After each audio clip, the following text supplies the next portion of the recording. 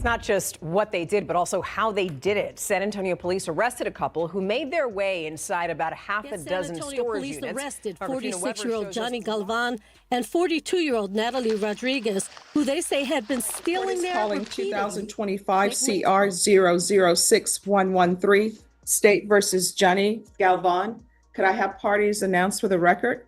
Jason Garahan for the state. David A. Garcia, attorney for Johnny Galvan. And are you Johnny Galvan? Yes, ma'am. Counsel, have you received all discovery? Did you review it with your client? Yes, Judge. Judge, sorry to interrupt, but I believe there's two cases. There are two? Okay, Sure. thank you. Oh, there is.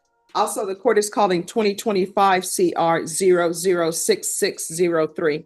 And in that cause number, counsel, have you received all the discovery as well? Yes, Your Honor. Then in each cause number, the court will find that the state is in compliance with discovery. In each cause number, counsel, did you review the true bill of indictment with your client? Welcome to one of the wildest cases we've seen yet in Judge Boyd's courtroom. This isn't your average break-and-enter. Today we're diving into a story of a career criminal, Johnny Galvan, and his partner Natalie Rodriguez, who turned their own storage unit into a base of operations to tunnel into others. You heard that right. They literally cut holes in walls to rob other units. Johnny's record? Felonies dating back to 2006. But what makes this courtroom drama so compelling is how calmly the courtroom processes unfold. While beneath the surface, we're talking about potential life in prison.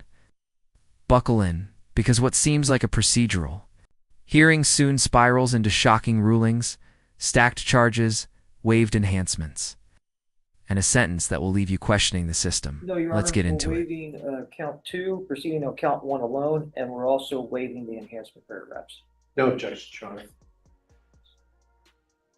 All right, and in the cause number ending in 03, the burglary of the building, are you proceeding on the indictment as presented? No, Your Honor, we're waiving the enhancement paragraphs. No objection. All right, Mr. Galvan, cause number, did you review the court admonishments with your attorney? Did you understand it and sign it in all the appropriate places? And the cause number ending in 13, the state is proceeding on the count that is the manufacturing delivery of a controlled substance penalty group 1, 42. Now here's something courtroom fans will catch immediately multiple. Case numbers and discovery confirmations are flying around. But notice how quickly the court agrees to waive enhancement paragraphs. That means previous felonies, which could drastically increase Johnny's sentence, are being set aside. Why? Was it part of a deal? Is this prosecutorial discretion or just another backlog shortcut? These waivers may seem procedural, but they're often the difference between decades in prison and a slap on the wrist. Those rights. Yes, sir. And did you intend to give up those rights and enter into a plea bargain agreement in each of these cause numbers? Yes, sir. Counsel, in each of the cause numbers, has your client been able to provide you with any defenses? He has, Your Honor. In each cause number, do you believe he has a rational as well as a factual understanding of the charges against him? He does, and I do. In each cause number, do you believe he's currently competent and was legally sane at the time of the offense? He is. Mr. Galvan, in each of the cause numbers, has anyone threatened you, coerced you, or forced you to enter this plea? No, Your Honor. Has anyone promised you anything other than the plea? Let's pause on this moment. The judge outlines the punishment range for manufacturing and delivery of a controlled substance, 5 to 99 years or life. That's serious time. And yet, even with that severity, the tone remains calm. The drama is in the contrast: a man with years of criminal history, felony charges that can ruin lives, and still, this courtroom moment feels ... routine. Do you think habitual offenders should get lighter sentencing when they plead guilty? Should their records weigh more?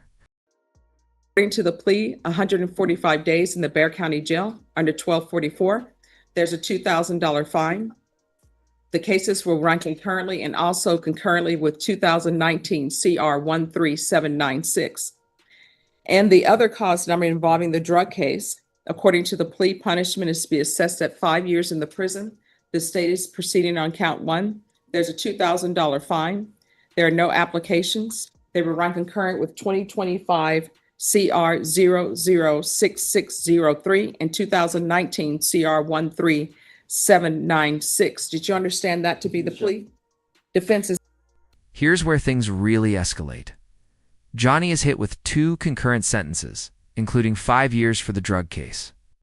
But the biggest eyebrow raiser, they'll run concurrently with his 2019 conviction. That means despite new charges, his total time behind bars barely increases. One has to ask, are concurrent sentences a loophole for repeat offenders? Let us know in the comments. Should courts lean more on consecutive sentencing to reflect repeated offenses? In each cause number, did you review the regulations with your attorney? Did you understand it and sign it in all the appropriate places? Again, did you understand you have a right to jury trial, a right for you or your attorney to cross-examine and confront any witnesses the state would call in the right to remain silent? Did you understand that today the state will be presenting evidence in the form of witnesses' statements and police reports, but most importantly, there will be no live testimony? Pay attention to the defendant's demeanor here. No resistance. No confusion. He's been through this before. He clearly understands the plea deal, the rights he's giving up, and the consequences. It speaks volumes when someone knows their way around the legal system this well. At what point do we stop calling it rehabilitation and start acknowledging it's a cycle? Johnny doesn't even flinch. 2019 CR 13796, and the court will request the therapeutic community. And cause number 2025 CR 006603, court is going to sentence you to 145 days in the Bexar County Jail under 1244. Give you credit for any time served.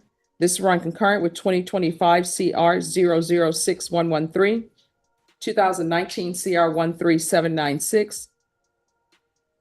There's to be no contact with Natalie Rodriguez. And here comes Judge Boyd's final ruling. 5 years for drugs, 145 days for burglary, all concurrent. But here's the kicker. No contact with Natalie Rodriguez. A subtle, yet sharp move. The court is separating co-defendants who acted together. Is this an attempt to stop further conspiracies? Or a way to protect one from the influence of the other? Either way, it adds an unexpected twist to this otherwise cut and dry judgment. What they did, but also how they did it. San Antonio police arrested a couple who made their way inside about 6 storage units. Our Katrina Weber shows us why the crimes most likely took the victims by surprise. With bars at the entrance and cameras all around, this public storage appears to have taken steps to make things secure. Yet San Antonio police arrested 46-year-old Johnny Galvan and 40. Here's where we pull back the curtain. The news footage shows us how this scheme worked. Johnny and Natalie were customers with their own storage unit, using it as a base to drill into others. The fact that they returned multiple times and avoided detection for so long raises questions. How secure are these facilities? Should companies be held partially liable when their infrastructure makes theft this easy? So here's the final breakdown. Johnny Galvan pleads guilty to burglary and drug charges. He gets 5 years plus 145 days, while running concurrently with a prior sentence from 2019.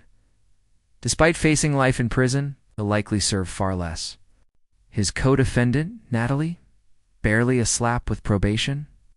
What does this say about plea bargains, prosecutorial efficiency, or the limitations of our justice system? If you found this case as shocking as we did, make sure to hit that like button.